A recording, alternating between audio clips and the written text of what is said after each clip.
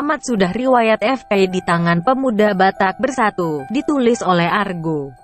Kali ini ormas ilegal FPI kena batunya, buntut dari persekusi yang dilakukan oleh ormas FPI biadab di Deli Serdang, Sumatera Utara, yang merusak warung kopi milik Inang Lamria Manulang dan memaki-makinya dengan makian kata-kata kotor itu kini jadi panjang.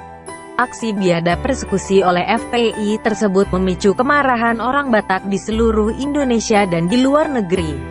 Mereka bertekad membubarkan dan mengusir ormas laknat itu dari tanah Sumatera Utara karena mereka tidak terima orang Batak diinjak-injak di kampung sendiri. Organisasi pemuda Batak yang mewakili masyarakat Batak kini bersatu agar kasus persekusi biadab itu dengan menempuh jalur hukum tanpa materai rupiah 6.000. Para pengacara serta organisasi pemuda Batak Bersatu membuat laporan di Polsek Batangkuis Kabupaten Deli Serdang, Sumatera Utara, mendampingi Inang Lamria Manulang terkait kasus persekusi dan pengerusakan yang dilakukan oleh sekelompok oknum FPI itu. Pemuda Batak Bersatu minta pihak kepolisian untuk menghukum para pelaku persekusi tersebut sesuai undang-undang yang berlaku sahih di negeri ini. Pemuda Batak Bersatu tidak ingin organisasi perusak pemersatu bangsa ini mengotori NKRI, khususnya di tanah Sumatera Utara. Pemuda Batak Bersatu akan terus kawal proses hukum tanpa kasih kendor dan tanpa materai rupiah 6.000 lagi. Kini FPI ketakutan dan gemetar dingin. Ketua FPI Batangkuis langsung bikin permohonan maaf secara tertulis dan berjanji tidak akan mengulangi perbuatan mereka lagi. Sudah 2 kali mereka bolak-balik melakukan pertemuan di Polsek Batangkuis agar mereka dimaafkan. Mereka yang sok beringas saat persekusi itu kini terkencing-kencing di celana karena takut berhadapan dengan orang Batak yang sedang murka. Sebagai manusia yang beragama, pemuda Batak Bersatu dan Inang Lamria Manulang pasti memaafkan mereka, namun sebagai warga NKRI harga mati yang namanya hukum wajib ditegakkan tanpa pandang bulu. Boleh damai, tapi hukum harus jalan terus agar para kaum berdaster munafikun yang tolol dan dungu itu tidak seenak kudel mereka lagi menginjak-injak orang Batak di tanah kelahiran mereka sendiri. Intinya tindakan apapun yang melanggar hukum, tidak beretika, dan semena-mena harus ditindak tegas tanpa pandang bulu. Dengan demikian tidak ada lagi kejadian serupa di masa-masa yang akan datang terhadap yang lainnya. Sekarang tamat sudah riwayat sekumpulan manusia dungunan tolol berjubah putih dan bersorban yang sok jago itu di tanah orang. Perilaku radikal dan intoleran mereka adalah manifestasi dari kedunguan tanpa batas ormas tolol itu yang tidak mampu berpikir panjang kali lebar kira-kira akibat fatal apa yang bakal mereka terima. Bodat lebih beradab dari kadrun-kadrun setan iblis berjubah dan bersorban itu.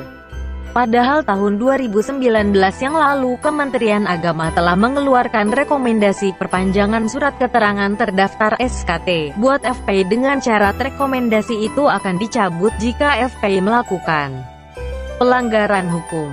Jika ada pelanggaran hukum, maka serahkan ke aparat karena kita semua sama di mata hukum, tidak ada beda.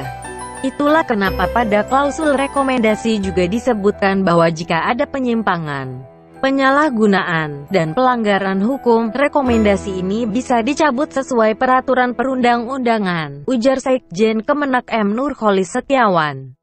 Dan kini ormas laknat itu sudah melakukan pelanggaran hukum yang fatal dengan melakukan persekusi ilegal, penjarahan, masuk properti orang lain tanpa izin, dan melakukan perbuatan yang tidak menyenangkan. Maka dengan demikian, sesuai rekomendasi dari Kementerian Agama, ormas biadab itu sudah layak dimusnahkan dan dibumi hanguskan dari bumi NKRI. Sekarang mereka ketakutan, sudah tahu junjungan mereka sudah tidak berkutik lagi dan tak berdaya luntang-lantung di tanah orang, bikin diri macam masih punya taring dan backing hebat saja. Sekarang habis sudah mereka para kadrun dungu itu. Semua orang Batak sudah bersatu padu bertekad membubarkan dan mengusir FPI dari tanah Sumatera Utara. Selama ini mereka dibiarkan, malah angkat ekor dan melunjak. Bahkan Ketua Independen Batak Tagor Aruan mengajak seluruh orang Batak dan elemen organisasi masyarakat lainnya di Sumatera Utara untuk perang melawan FPI dan mengusir mereka dari tanah Sumatera Utara. Makanya jadi orang jangan sok suci, apalagi sok jago di tanah orang.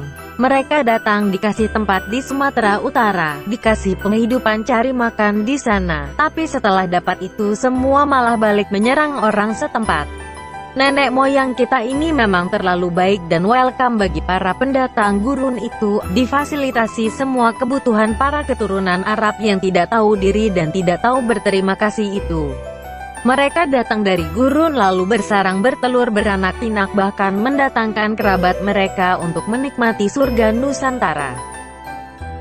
Sekarang setelah mereka berkembang biak bagaikan kutu yang beranak pinak, mereka ingin menguasai Nusantara dan menjadikannya sebagai negara khilafah dengan menipu orang pribumi dengan bertamengkan agama.